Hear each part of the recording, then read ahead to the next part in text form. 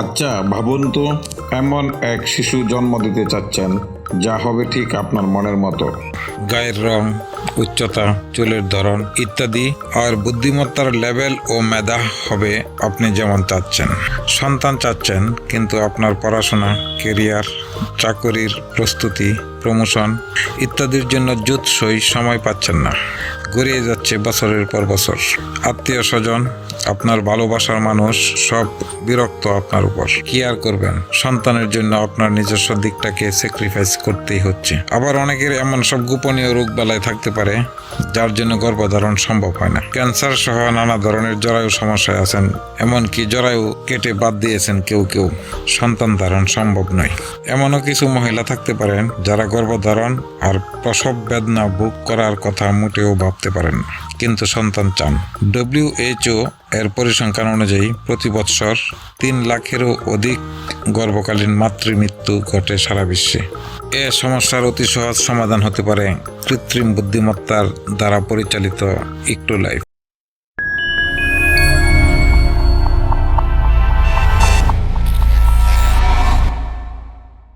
উন্নত দেশগুলোতে যেমন জাপান, দক্ষিণ কোরিয়া ও ইউরোপের কিছু দেশ শূন্য জনসংখ্যার হারে আক্রান্ত। জনসংখ্যা বৃদ্ধির জন্য অনেক ব্যয়বহুল প্রকল্প নিয়েও আশানুরূপ সাফল্য পাচ্ছেন না। উপরের সবগুলো সমস্যাই সমাধান করে দিবে একটু লাইফ, তবে এর জন্য আর মাত্র কয়েক বছর অপেক্ষা করা লাগবে।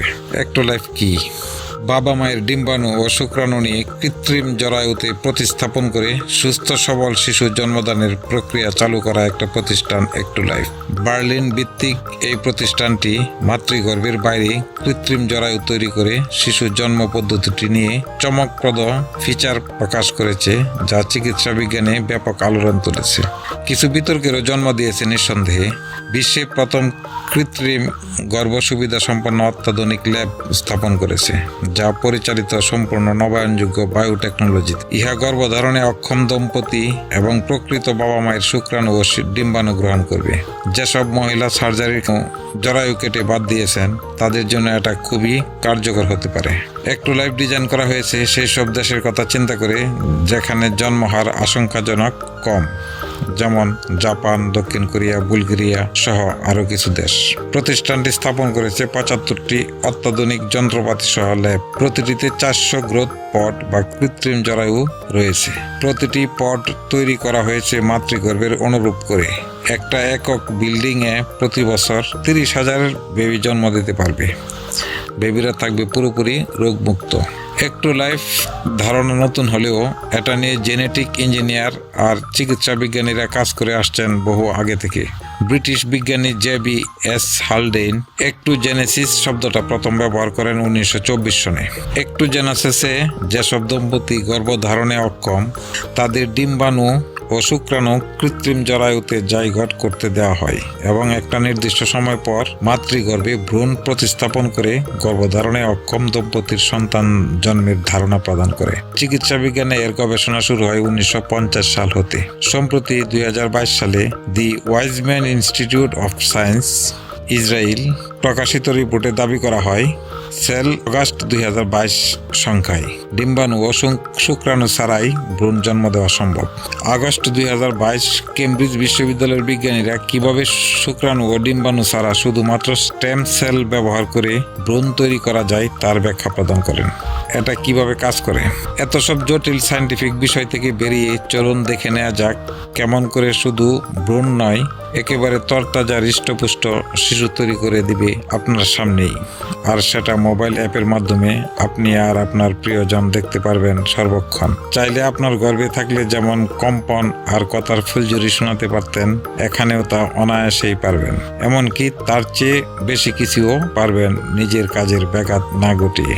প্রথমে বাবা মায়ের শুক্রাণু ও ডিম্বাণু নিষিক্ত করা হয় আলাদা একটা টিউবে। কিছু জটিল ও টেকনিক্যাল প্রক্রিয়ার পর নিষিক্ত ডিম্বাণু পডে বা কৃত্রিম জরায়ুতে রাখা হয়। এখানে বাবা মায়ের ইচ্ছে অনুযায়ী কিছু কাস্টমাইজ করা সম্ভব। শিশুর চোখের রং, চুলের রং, গায়ের রং, উচ্চতা, এমনকি বুদ্ধিমত্তার লেভেল কেমন হবে এসব বাবা মা ঠিক করে দিতে পারবেন। বংশগত কোনো রোগ বা বিকলাঙ্গ থাকলে তাও পরিহার সম্ভব। সঠিক মাত্রায় পুষ্টি, অক্সিজেন ও আনুষঙ্গিক সব ফ্লুইড সরবরাহ করা হবে মাতৃগর্ভের ন্যায়। সবই হবে কৃত্রিম যন্ত্রের সাহায্যে জীবাণুমুক্ত পরিবেশে। কৃত্রিম জরায়ু বা পডগুলো বিশেষ ধরনের ধাতব উপাদান দিয়ে তৈরি, যা জীবাণু প্রতিরোধী। গ্রোথ পডগুলোতে এমন সব ডিভাইস যুক্ত থাকে যা দিয়ে খুব সহজেই মা তার অনাগত সন্তানের সহিত যোগাযোগ করতে পারবে। মা শিশুর নড়াচড়া উপলব্ধি করতে পারবেন এবং শিশু ও মায়ের উপস্থিতি টের পাবে। মনিটরের মধ্যে শিশুর heartbeat, temperature, blood pressure, oxygen saturation ইত্যাদি পর্যবেক্ষণ করা যাবে। কৃত্রিম বুদ্ধিমত্তার এসব সিস্টেম শিশুর মানসিক ও শারীরিক বিকাশও বোঝা যাবে। নির্মাণকারী সংস্থা একটি মোবাইল অ্যাপ সরবরাহ করবে যা দিয়ে মা 24 ঘন্টা শিশুর সান্নিধ্যে থাকতে পারবেন। পডগুলোতে স্ক্রিন যুক্ত থাকে এবং 360 ডিগ্রি অ্যাঙ্গেলসে ঘুরতে পারে এমন ক্যামেরা যুক্ত থাকে, যাতে খুব সহজে যে কোনো পজিশনে বেবিকে পর্যবেক্ষণ করা যাবে। অ্যাপেও ডাটা যুক্ত থাকে। শিশুর যে কোনো মুভমেন্ট ও ভাষাগত যোগাযোগ সম্ভব এই অ্যাপের মাধ্যমে।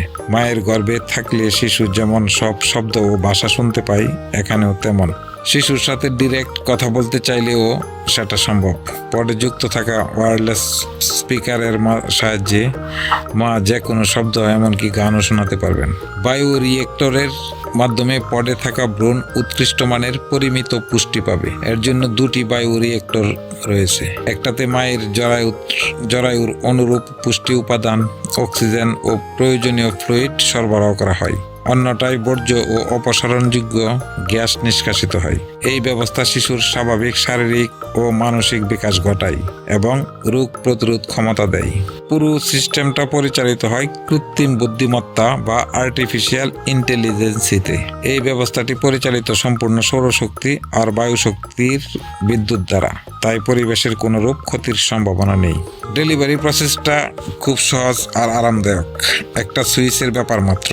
খুব সহজেই ডেলিভারি দেখতে পারবেন। কাঙ্ক্ষিত সময় এলে সুইচ দিয়ে স্বচ্ছ কৃত্রিম জরায়ু থেকে শিশুটিকে রিমুভ করা হবে। জেনেটিক্যালি শিশু তার বাবা মায়ের জিনই বহন করবে এবং সহজাত ইতিবাচক বৈশিষ্ট্যগুলো ধারণ করবে। এই সম্পূর্ণ পদ্ধতিটি পরিচালিত হবে বিশ্বের বড় বড় সব চিকিৎসা বিজ্ঞানী ও জেনেটিক ইঞ্জিনিয়ারদের প্রত্যক্ষ তত্ত্বাবধানে। সুতরাং আগত শিশু নিরোগ, সবল, প্রাণবন্ত ও সুখী হিসাবে জন্ম নেবে। প্রসব বেদনা ও গর্ভকালীন খিঁচুনি, অপারেশন, সিজার ও নানা উপসর্গ ভুলেই যেতে পারেন।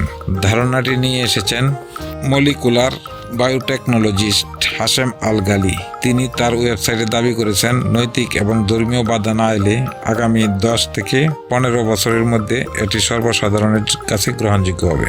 ধর্মীয় দৃষ্টিভঙ্গিতে বিষয়টি কি গ্রহণযোগ্য এ নিয়ে বিস্তর বিতর্ক রয়েছে। আবার কেউ কেউ এমনও বলছেন, প্রথম দিকে সিজারিয়ান অপারেশন আর জন্ম নিরোধক পদ্ধতি নিয়েও ধর্মীয় বাধা কম ছিল না। পাঠকরা কি মনে করেন কমেন্টে লিখতে পারেন। গ্রোথ পডে জন্ম নেওয়া শিশুর প্রতি মায়ের সহজাত হৃদ্যতা ও ভালোবাসা থাকবে না বলে অনেকে মনে করছেন, কেননা এখানে মা সন্তান পেটে ধারণের যে যন্ত্রণা তা একেবারেই ভোগ করবেন না। নৈতিক ও আইনগত বাধাও থাকবে এই পদ্ধতিতে সন্তান উৎপাদনে। সবচেয়ে বড় যে সমস্যা হবে তা হলো কৃত্রিম ফিডিং সিস্টেমে ও নানা রকম তরল ও গ্যাসীয় উপাদান যা মাতৃগর্ভে উৎপন্ন হয় নিখুঁত অনুরূপ করা সম্ভব কিনা তা সন্দেহের বিষয়। তাই আগত শিশু সুস্থ ও সবল হলেও মানসিকতার দিক থেকে স্বাভাবিক শিশু থেকে পৃথক হবে। আমরা শুধু অপেক্ষা করতে পারি। বিজ্ঞান তার নিজস্ব গতিতেই চলবে।